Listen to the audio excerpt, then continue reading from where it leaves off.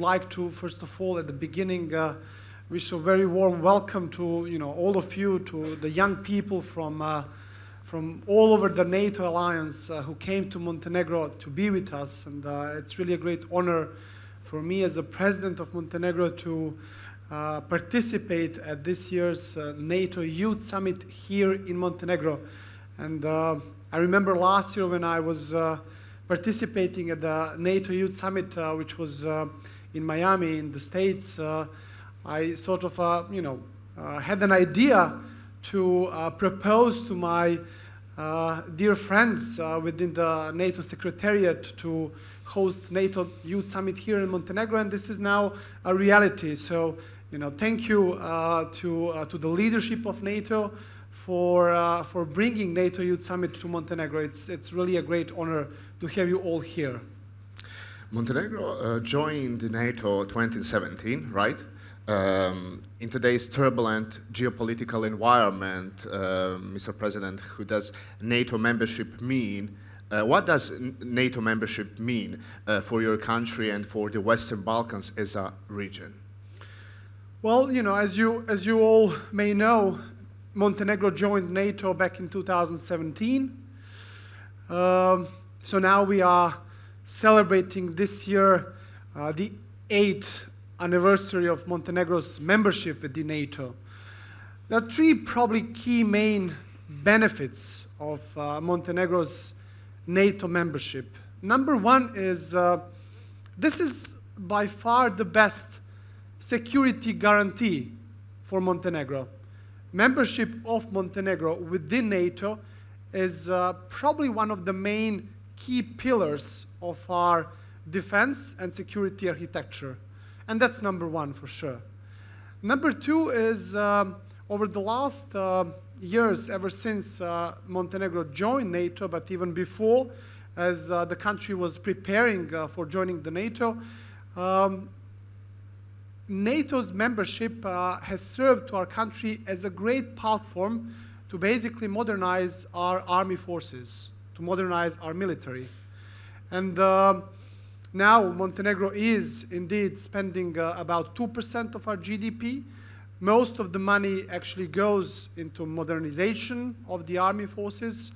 It used to be about 20% of it. Now it's even up to 30% of it. So this is really a great platform to make our army up to sort of the best international standards.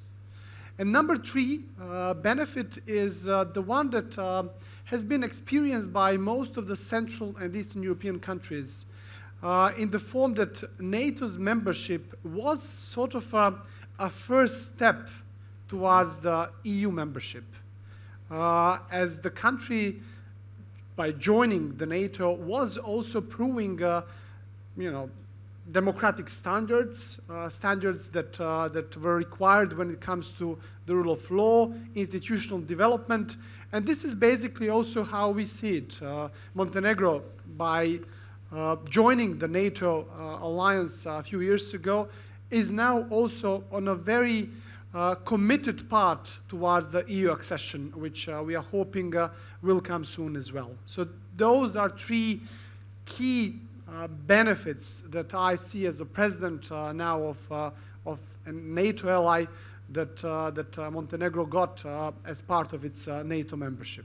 Well, as a member, as a fully fledged member of an alliance, Montenegro is committed to everything that we agree upon as part of the alliance, including the spending. I have already mentioned that Montenegro is among the countries that is already spending more than 2% of our GDP for military spending. We are committed, as many other allies, to spend even more. And as you may know, this is going to be a discussion of the following summit in The Hague. Now there is a sort of a discussion that the new target should be a number higher than 3% of GDP, whether that's going to be 3.5 or something else. This is going to be a result of the discussions of the forthcoming NATO summit in The Hague. But Montenegro is already fulfilling whatever has been agreed before during the Wales summit.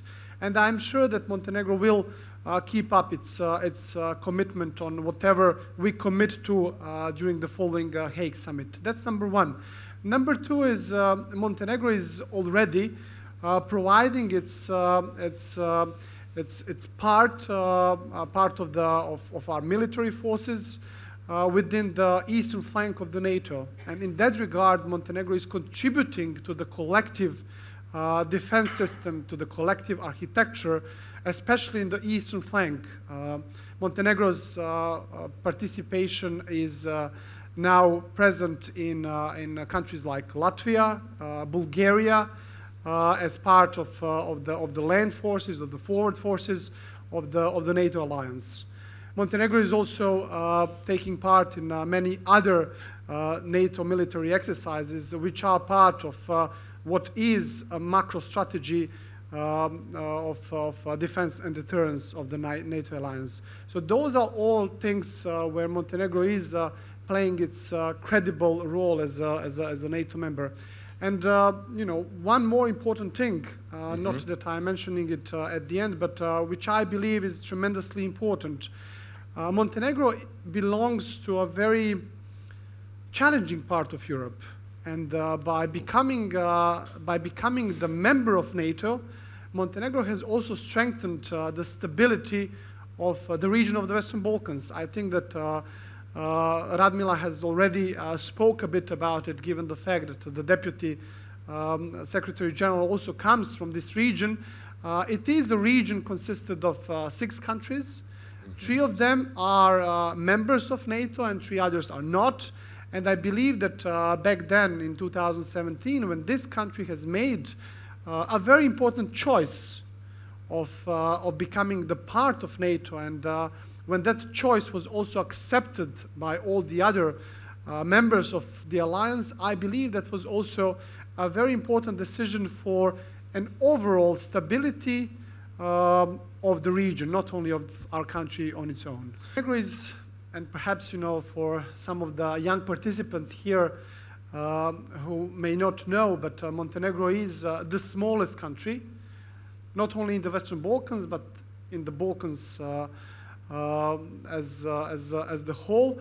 So we don't have the biggest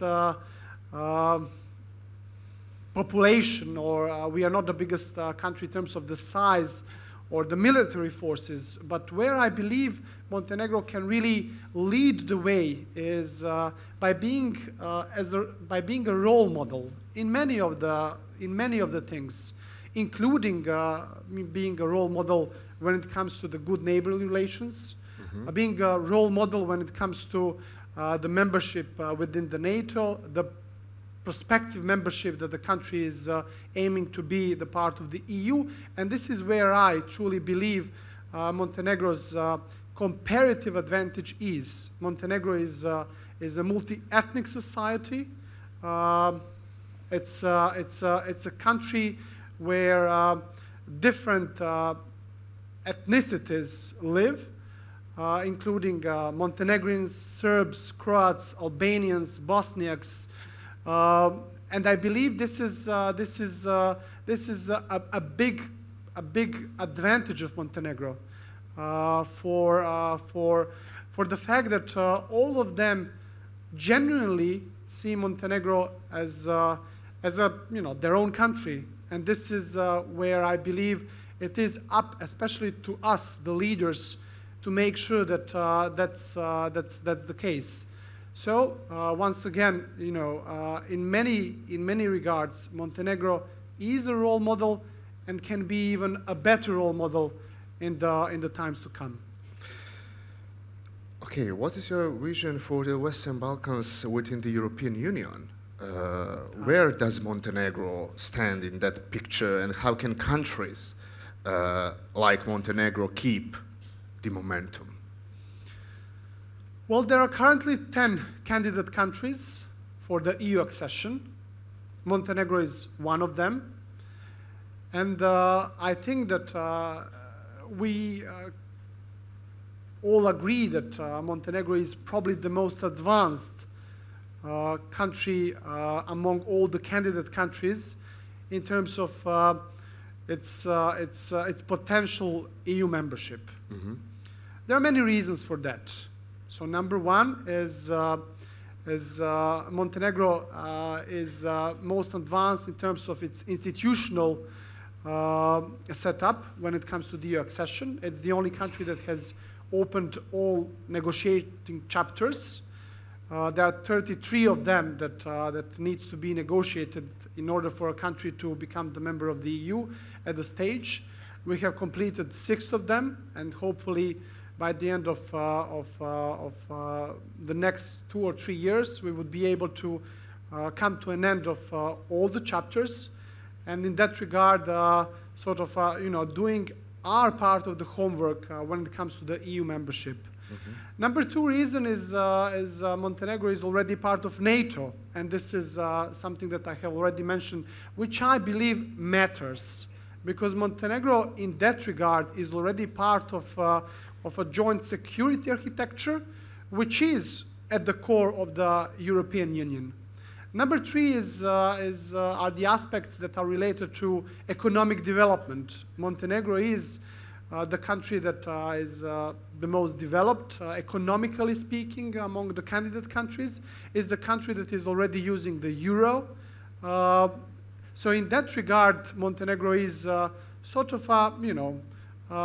prepared to become the next member state. And finally, Montenegro, for the last number of years, is fully aligning its foreign and security policy with the one of the EU. And this is where also membership within NATO helps, because you obviously cannot really, set aside the foreign policy from security policy, especially within the uncertain geopolitical world that we are living in. So the big picture, the one that I'm very passionate when I speak about, is that Montenegro could indeed become the 28th member state of the EU as of 2028. So that's a goal. It's an ambitious goal. I believe it's still a realistic one. And in that regard, Montenegro can also be a role model. And this is going back to the story of being a role model in many ways for all the other candidate countries, but also a role model and a successful story that the EU can also show to the others, that reforms pay off, that a new political culture pays off. And this is where I believe the position of Montenegro within the wider regional setup also is very important.